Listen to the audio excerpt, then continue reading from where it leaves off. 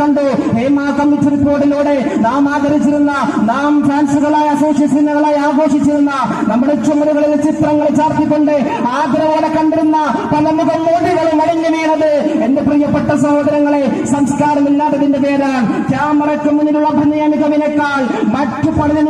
പലതും പരിഗണനീയ വിഷയങ്ങളാകുമ്പോ അമ്മയെന്നോ മകളെന്നോ വ്യത്യാസമില്ലാതെ പുരുഷ കാമുകൾക്ക് മുന്നിൽ തന്റെ വസ്ത്രം മൂടിയുടെ ജതികേട് കടന്നു വരുമ്പോ എന്റെ പ്രിയപ്പെട്ട സഹോദരങ്ങളെ, ഒരു സ്ത്രീയുടെ റൂമിന്റെ വാതിൽ മുട്ടുന്നത് പോയിട്ട് ആ കെട്ടിടത്തിന്റെ പരിസരത്ത് കൂടി നീ പോകരുതെന്ന്